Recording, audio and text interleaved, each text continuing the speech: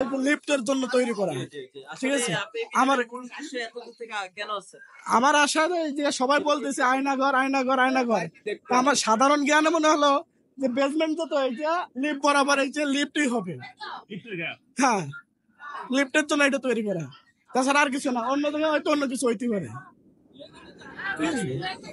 এই যে আপনি লিফটে বলতেছেন অনেকে আয়নাঘর বলতেছেন, বিষয়টা কি? আসলে আয়নাঘর হইলে তো কক্ষ থাকবে ছোট ছোট, এখানে কোনো কক্ষ আছে কিংবা এদিকে মানে ওইরকম রুম পালিশমেন্ট করার জন্য ব্যবস্থা থাকবে, সেটা কি আছে?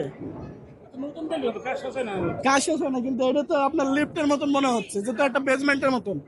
ঠিক আছে, অন্য যদি আসা যাওয়ার ব্যবস্থা না থাকতো তাহলে মনে করেন যে এটা আয়নাঘর হিসেবে মনে করা যেত, আমার মনে হয়। না, উনি ঢুকতে পারবে না, উনি ঢোকার সম্ভবই নাই। আমি গোপালগঞ্জের ছেলে হিসেবে বলতেছি, আমি তারেক জাফর দলের সাংগঠনিক হিসেবে বলতেছি, এবং শেরেবাংলা থানার স্বেচ্ছাসেবক দলের একজন সদস্য হিসেবে বলতেছি, বিএনপির উনি এই দেশে আসতে পারবে না।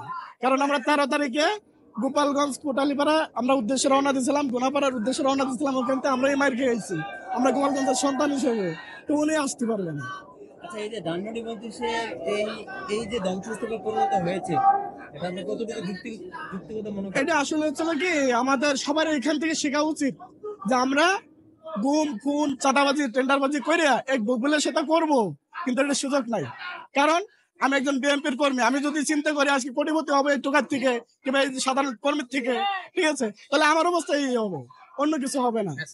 ঠিক আছে, এটা একটা মেসেজ। মনে করেন এনার যেমন ধরেন ফিরাউন যেরকম, নমরুদ যেরকম ধ্বংস হয়েছে, এনার থেকে শিখা, এনারও ঠিক একই অবস্থা হয়েছে। হাজার হাজার কোটি টাকার মালিক সে, আজকে সে পালাই গেছে হেলিকপ্টারে, তাও আমাদের সরকারি হেলিকপ্টারে। ঠিক আছে, তো ওখান থেকে আমাদের শেখা যে ওনার মতন আমরা কেউ ভুটবলের সাথে এবং চাঁদাবাজি টেন্ডারবাজি করে কোনো কর্মীকে যাতে এই সুযোগটা না দেওয়া হয়, যে ছাগল চুরির মামলা, অমুক চুরির মামলা, কম্বল চুরির মামলা, এগুলো যাতে না হয়। আমরা সাধারণ জনগণ, আমরা একজন যে দল করবে করুক, সেটা কোনো বাধা নাই, কিন্তু দেশটাকে সঠিকভাবে চলা ব্যবস্থা করা উচিত। সে যে সরকারি আসুক, আমার সরকার আসুক, জামাত আসুক, বিএনপি আসুক, যে সরকার আসুক, ঠিক আছে, তাই তো সঠিকভাবে যাতে এই দেশটা পরিচালনা হয়।